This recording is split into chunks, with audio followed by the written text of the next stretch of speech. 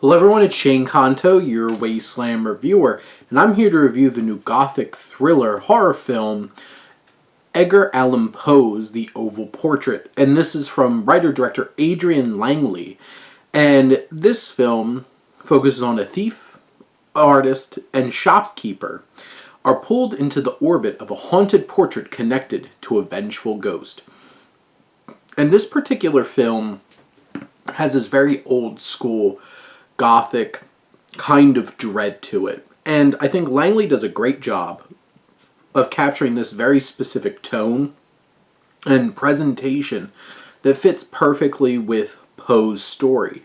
And it has this eeriness. It has this specific look to it. And it looks very old school. This feels like something that, a Vincent Price could be performing in. And the cinematography really works. There's some dynamic choices, and Langley does his own photography for this film and really captures that.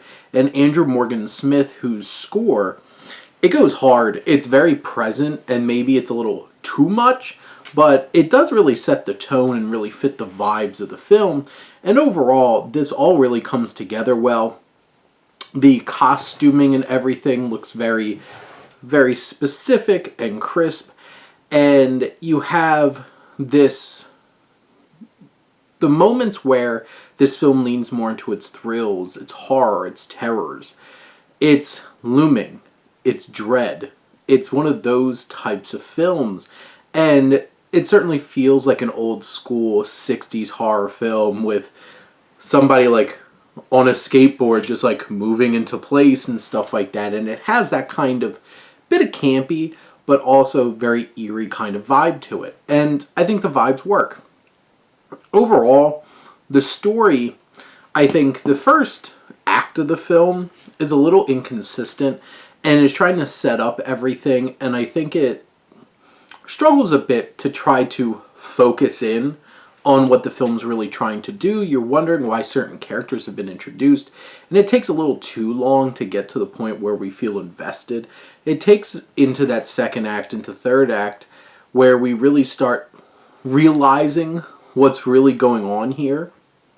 And it does a really good job of, once it kicks into gear, capturing that vibe of this eerie and cautionary tale of a Poe story. Feels a little overstretched and could have been a little tighter. This is about an hour and 45 minutes. Maybe could have been closer to 90 minutes, building up to where it was going a little bit quicker. And overall, the writing is at some times a little clunky with the dialogue, and some of the acting is a bit stiff in a I could tell these people are acting kind of way. It takes you out of the film a little bit.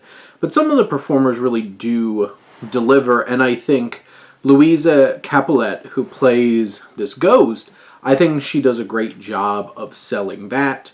Simon Phillips is one of the antagonists here, and he's quite intimidating.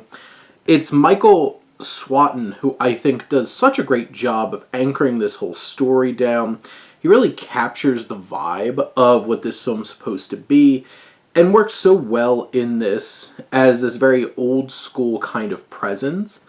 Pragya Shail, who plays our, I guess you would say female protagonist of the story, I think there's some moments where she's a little shaky, but she does sell some good emotional beats as well. And especially this film takes you into some unexpected directions where it's a lot more emotional than it is oh my god, big scary moments at the climax of the film. It has a lot more heart and soul to it.